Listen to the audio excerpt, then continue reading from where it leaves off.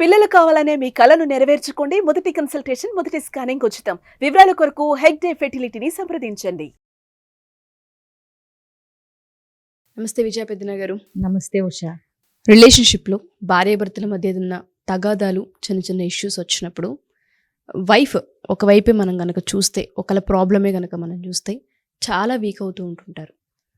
Situation వాళ్ళని ఏ విధంగా turn చేస్తుందంటే కొన్నిసార్లు హోప్లెస్ అవుతూ ఉంటుంటారు. అంత వీక్ అయిపోవడానికి అంటే ఆ బలహీనత అంటారా, లేదంటే ఒక ప్రాబ్లం నుండి ఆ వీక్ అవ్వకుండా ఉండాలంటే అసలు ఉమెన్ ఏ విధంగా ఉండాలి అంటారు? ఎప్పుడూ కూడా ఉషా బాడీ అండ్ మైండ్ రిలేటెడ్గా ఉంటాయి. So first of all weakness అది మెంటలా, ఫిజికలా, లేకపోతే రెండిటి కనెక్షన్ వల్ల కూడా వాళ్ళు వీక్గా అవుతూ ఉంటారు. అంటే మీరు అబ్జర్వ్ చేయండి, ఆ ప్రాపర్గా ఫిజికల్ ఫిట్నెస్ మెయింటైన్ చేసేవాళ్ళు, హెల్త్ మీద దృష్టి పెట్టేవాళ్ళు మానసికంగా కూడా దృఢంగా ఉండటానికి అవకాశాలు ఉంటాయి. సో ఫస్ట్ మనం మానసికంగా ఈ రిలేషన్షిప్లో గొడవలు అవటం వల్ల మైండ్ వీక్గా అయిన వాళ్ళు ఎందుకు అవుతారు అనేది చూద్దాం. సో ఎందుకు అవుతారు అంటే, సపోజ్ దాన్ని ఎలా హ్యాండిల్ చేయాలో తెలుసుకునేంత సంయమనం, లేకపోతే వాళ్ళకి ఆ సొల్యూషన్ కనపడక గాబరా పడిపోతారు ఒకటి కొంతమంది. ఓకే. ప్లస్ కొంతమంది వాళ్ళు మేము దీన్ని వీళ్ళకంటే తక్కువ, ఇన్ఫీరియర్గా ఫీల్ అయ్యి, ఇన్సెక్యూర్గా ఫీల్ అయ్యి, వీళ్ళకంటే మేము తక్కువ అనే ఆ భావనలో ఉండి కూడా సో వాళ్ళని ఇప్పుడు మనకంటే సుపీరియర్స్ అనుకున్న వాళ్ళ పట్ల మనం ఎలా ఉంటాం, వాళ్ళు ఏదో మనకంటే హైలీ ఇదిగా ఉన్నారు సో అని చెప్పినప్పుడు కొంచెం ముడుచుకుపోతారు. అవునా? సో అట్లా ముడుచుకుపోవటం, లేదా ఎదిరించాలని ఉన్నా అంటే వాళ్ళ పాయింట్ చెప్పుకోవాలని ఉన్నా చెప్పలేని ఒక అశక్తత, వీటి వల్ల కొన్నిసార్లు ఏమవుతుందంటే వాళ్ళకి అసలు ఎలా కన్వే చెయ్యాలి, మాది రైట్, ఈ మీది పాయింట్ లేదు అనేది ఎలా కన్వే చెయ్యాలి అనే క్వశ్చన్ మార్క్ కొంతమంది అయితే, అసలు దాన్ని చెప్పాలి, వాళ్ళకి కన్వే చెయ్యాలి అనకుండా వచ్చినవన్నీ భరిస్తూ మీద పడేసుకుంటూ ఉంటారు కొంతమంది.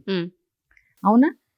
కానీ ఎవరికైనా ఎడ్యుకేటెడ్ అయినా, అన్ఎడ్యుకేటెడ్ అయినా, రిచ్ అయినా, పూర్ అయినా, చదువుకో ఏదైనా కానీ ఎవ్వరూ తెలివి తక్కువ వాళ్ళైతే పూర్తి కాదు. ఎవ్వరూను తెలివి ఎవరబ్బా సొమ్మని చెప్పి వాళ్ళు అన్నా అనుకున్నా, అనలేకపోయినా, అనాలని లేకపోయినా లోపల వాళ్ళకి ఏమనాలో తెలుసు. అప్పుడు కాకపోయినా కాసేపటికైనా వాళ్ళకి స్ట్రైక్ అవుతాయి. కొంతమందికి ఏంటంటే అప్పుడు తెల్లమొహం వేసుకుని చూస్తారు, ఆ తర్వాత నేను ఇలా అని ఉండాల్సింది, నేను వాళ్ళకి అలా సమాధానం చెప్పు ఉండాల్సింది, ఇలా బుద్ధి చెప్పు ఉండాల్సింది, వీటిలోనే అయిపోతుంది. తెలిసింది అంటే ఏంటంటే లోపల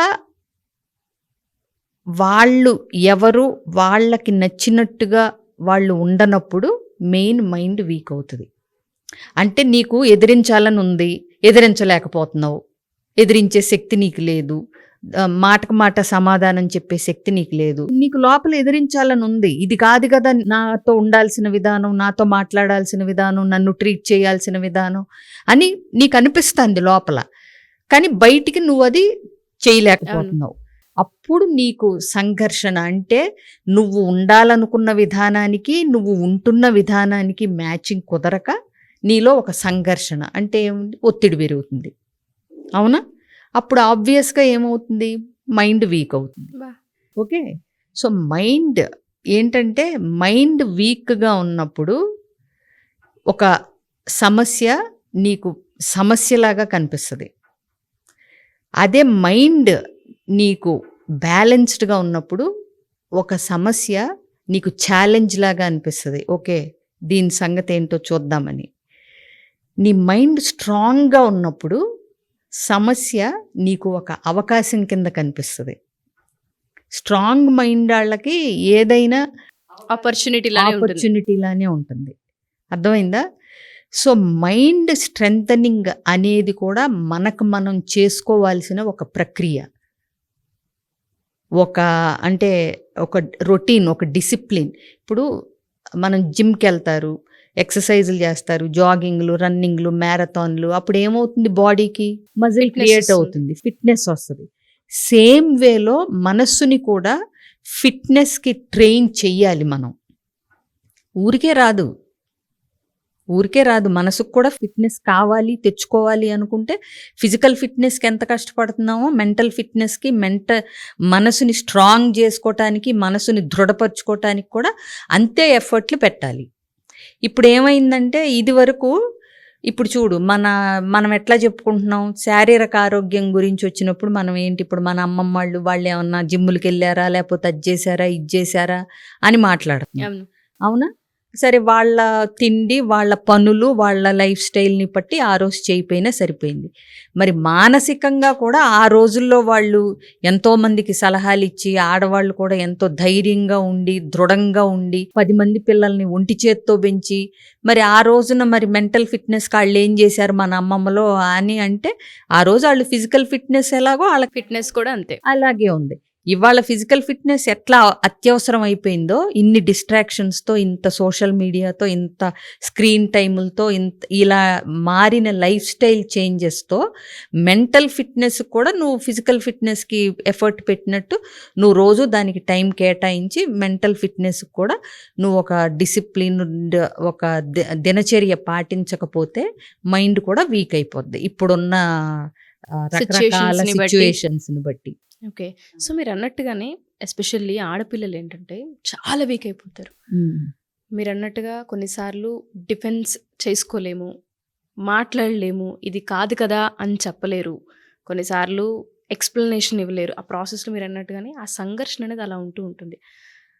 మైండ్ స్ట్రెంగ్త్ చేసుకోవాలి అనుకున్న మనసుని కూడా స్ట్రెంగ్తెన్ చేసుకోవాలి అంటే ఏ విధంగా అంటారు? దానికంటూ కొన్ని నియమాలు, కొన్ని అలవాట్లు, కొన్ని పద్ధతులు, లేదంటే కొన్ని క్లాసెస్ ఏవైనా ఉండే అవకాశం ఉంటుంది అంటారా? ఏ విధంగా స్ట్రాంగ్ అంటే ఇది కాదు అన్న డెసిషన్ తీసుకోవాలి అనుకున్నా, ఇది అని చెప్పాలన్న ఆ కొలిక్కి రావాలి అనుకున్నా స్ట్రాంగ్ మైండ్ సెట్ అవసరం. ప్రాబ్లం రాగానే వచ్చిన వెంటనే వీక్ అయిపోతే ఇంకా లైఫ్ లాంగ్ వీక్నెస్గానే ఉంటుంటారు. దాన్ని ఎలా ఓవర్కమ్ చేయొచ్చు? మైండ్ని దృఢపరచుకోవటం, శక్తివంతంగా చేయటం అనేది మనం దాని మీద దృష్టి పెట్టి కొన్ని పాటిస్తే మారుతుంది. ఇప్పుడు నేను చెప్పాను కదా, ఫిజికల్ ఫిట్నెస్ చేసినట్టే మెంటల్ ఫిట్నెస్ కొన్ని యాక్టివిటీస్ చేయాలి. ఫస్ట్ థింగ్ బౌండరీస్ సెట్ చేసుకోవాలి. ఇదివరకు కూడా నేను చెప్పాను, మనం ట్రైన్ చేయాలి అవతల వ్యక్తిని, మనతో ఎలా బిహేవ్ చెయ్యాలి అన్నది. నువ్వు యాక్సెప్ట్ చేస్తూ పోతే నిన్ను గ్రాంటెడ్గా తీసుకుంటూనే పోతారు ఎవరైనా, అది వాళ్ళ తప్పు కాదు. You are allowing them to take you for granted. కాబట్టి నువ్వు బౌండరీస్ సెట్ చేసి ఇకనైనా ఇక్కడ ఇలాగే ఉండాలి, ఇలాగే చెయ్యాలి అనేది అందంగా కమ్యూనికేట్ చేసుకోవచ్చు. దాని గురించి గొడవలు పడాల్సిన పని లేదు. నేను ఇంతవరకే చేయగలను, ఇలాంటి మాటలే తీసుకోగలను, అంతకు మించి వేరే టైప్లో మాటలు వస్తే నేను వాటిల్ని యాక్సెప్ట్ చేయను అనేది పొలైట్గా అయినా ఫర్మ్గా, అసర్టివ్గా అవతల వాళ్ళకి చెప్పగలగాలి. 2, నువ్వు ప్రతి దానికి ఓవర్ సెన్సిటివ్గా థింక్ చేస్తున్నావా, వాళ్ళు మామూలుగా చెప్పినా నువ్వే ఫీల్ అయిపోతున్నావా, ఈ అవలక్షణం కూడా చాలా మంది లేడీస్లో ఉంటుంది. అవతల వాళ్ళు కరెక్ట్ చేస్తే చాలు వీళ్ళు చాలా అంటే అవమానంగా ఫీల్ అయిపోతారు, అసలు డిఫెండ్ చేసుకోవటానికి ప్రయత్నిస్తారు. ఏదైనా సరే నువ్వు ఇవాళ అంత బాగాలేదు అనగానే ఏదైనా సరే అసలు అక్కడే తేడా ఉంది, దానిలోనే తేడా ఉంది అన్నట్టుగా మాట్లాడటానికి ఒక చిన్న పోనీ కూర బాగాలేదు అంటే ఇవాళ అసలు ఆ వంకాయలే బాగాలేదు, కోసేటప్పుడే అనుకున్నాను బాగుండదని. సో రకరకాల ఎక్స్ప్లెనేషన్స్ ఇవ్వటానికంటే అది తీసుకోలేరు. ఇప్పుడు రోజు వండుతున్నప్పుడు ఒకరోజు బాగోకపోవచ్చు, ఈసారి చేసినప్పుడు చూసుకుని ఇంకొంచెం బెటర్గా చేయటానికి ట్రై చేస్తాను, లేదా అవునా అంటేనో అయిపోద్ది. దానికంత ఎక్స్ప్లెనేషన్లు, లేకపోతే నీకెప్పుడు రోజు బాగా వండాలంటావు, లేకపోతే తినవు, అసలు ఇక చేయలేక చేస్తున్నాను, ఇవన్నీ అవసరమా? సో ఇలా ఈ మోడ్లోకి వెళ్ళిపోయే వాళ్ళు కూడా ఉంటారు. సో ఇది ఎప్పుడు వస్తుంది, మన మీద మనకి కాన్ఫిడెన్స్ లేనప్పుడు వస్తుంది. ఓకే, అర్థమైందా? సో ఫస్ట్ ఆఫ్ ఆల్ నీ మీద నీకు కాన్ఫిడెన్స్, నువ్వు చేసే పని మీద నీకు ఒక ఆత్మవిశ్వాసం, నీ పట్ల నీకు గౌరవం, నీ పట్ల నీకు శ్రద్ధ ఉంటే అవతల వాళ్ళు కూడా అది రెసిప్రొకేట్ చేసి వాళ్ళు కూడా మనకి ఇవ్వటానికి ట్రై చేస్తారు. ఎలా అంటే ఇప్పుడు ఊరికే చెప్తున్నాను, ఇప్పుడు మా హస్బెండ్ అంటే ఓవర్ క్లెన్లీనెస్, నీట్నెస్ అని అందరూ ఇంక్లూడింగ్ మీ నవ్వుతా అంటా ఉంటారు. అన్ని చాదస్తం, మరీ ఇలా చేస్తారు అలా చేస్తారు అనుకుంటా. కాకపోతే మిగతా ఇప్పుడు మా తమ్ముడు వచ్చినప్పుడు నేను ఉండే కాషియస్నెస్కిను మా హస్బెండ్ వచ్చేపాటికి అంటే గ్లాసు నీట్గా ఉందా లేదా, మంచినీళ్ళు ఇచ్చేటప్పుడు ఆబ్వియస్గా వాళ్ళ నీట్నెస్ చూసి మనకి అమ్మో ఇప్పుడు ఇది గ్లాసు ఏమన్నా ఉందా లేదా చూద్దాం అంటే ఏంటి, వాళ్ళు పాటిస్తుంటే మనం కూడా అవి ఫాలో అవుతాం వాళ్ళకి ఇచ్చేటప్పుడు అట్లీస్ట్. అవునా కాదా? సో నేను అనేది ఏంటంటే, నువ్వు ఏదైనా సరే నీకు ఒక క్లారిటీ ఉంటే అవతలాళ్ళకు కూడా నీతో ఎలా బిహేవ్ చేయాలో క్లారిటీ ఉంటుంది. అది చెప్పడానికి చెప్పాను. సో ఇదొకటి.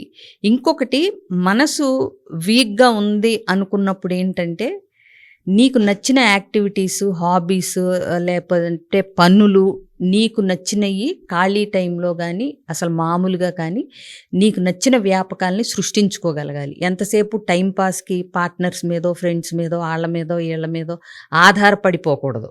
ఎందుకంటే ఎవ్వరూ మనకి వాళ్ళ టైంను పూర్తిగా కేటాయించలేరు. ఏదో కాసేపు అంటే ఓకే. సో అది ఒకటి. ఇంకోటి, ఎప్పుడైనా బాధ కలిగినా ఏదైనా సరే రాసేయాలి పేపర్ మీద. పుస్తకం తీసుకుని నీకు మనసులో అనిపించిన బాధ అంతా దాని మీద వెళ్ళగక్కేయండి. మొత్తం భారం దించినట్టుగా, నెత్తి మీద నుంచి ఒక 50 కేజీలు బరువు దిగిపోయినట్టుగా ఫీల్ అవుతారు. అది రాసిన తర్వాత మీకు క్లారిటీ వస్తుంది. ఎవరైనా సరే నమ్మకపోతే ఈ వీడియో చూసిన తర్వాత వాళ్ళకి ఏదన్నా బాధ కలిగినప్పుడు రాయండి. రాసిన తర్వాత మనసు తేలికపడి ఆ తర్వాత సొల్యూషన్ వైపు మనసు ఆలోచించడం స్టార్ట్ చేస్తుంది. ఎందుకంటే ఆ గజిబిజి కన్ఫ్యూజన్ అంతా రాసినప్పుడు పోతుంది, అందులోకి వెళ్ళిపోద్ది ఆ బాధ అంతా. అర్థమైందా? అప్పుడు మైండ్ కొంచెం క్లియర్ అయిన తర్వాత ప్రాపర్గా థింక్ చేయటం స్టార్ట్ చేస్తుంది. రాయక ముందంతా ఏంటంటే సమస్యలోనే ఉంటాం మనం. రాసిన తర్వాత సమస్య మన ముందుకు వస్తుంది పుస్తకం మీదకి. అప్పుడు నువ్వు సమస్య నుంచి విడివడి నువ్వు పరిష్కారం ఏంటని ఆలోచించగలిగే మనస్థైర్యం వస్తుంది. సో ఇది చేయగలగాలి. అలాగే ఇక మెడిటేషను, ఫిజికల్ ఎక్సర్సైజ్ ఇవన్నీ మాట్లాడుతూనే ఉంటాం. ఇంకొకటి, మైండ్కి బాడీకి కనెక్షన్ ఉంటుంది. సో శారీరకంగా నువ్వు ఫిట్నెస్ ఎక్సర్సైజులు ఆరోగ్యంగా ఉంటే అది మనసు మీద ప్రభావం చూపిస్తుంది. ఒత్తిడికి, స్ట్రెస్ అప్పుడు కార్టిజాలు, హ్యాపీగా ఉన్నప్పుడు ఆక్సిటోసిన్, హ్యాపీ హార్మోన్స్ విడుదలవుతూ ఉంటాయి. సో కాబట్టి ఫిజికల్గా యాక్టివ్గా ఉన్నప్పుడు మైండ్ బాగా పనిచేస్తుంది. మైండ్ యాక్టివ్గా ఉంటే శరీరానికి కూడా ఉత్సాహం వస్తుంది. కాబట్టి రెండిటి ఆరోగ్యం మీద శ్రద్ధ పెట్టాలి, బోత్ శారీరక మానసిక ఆరోగ్యం మీద.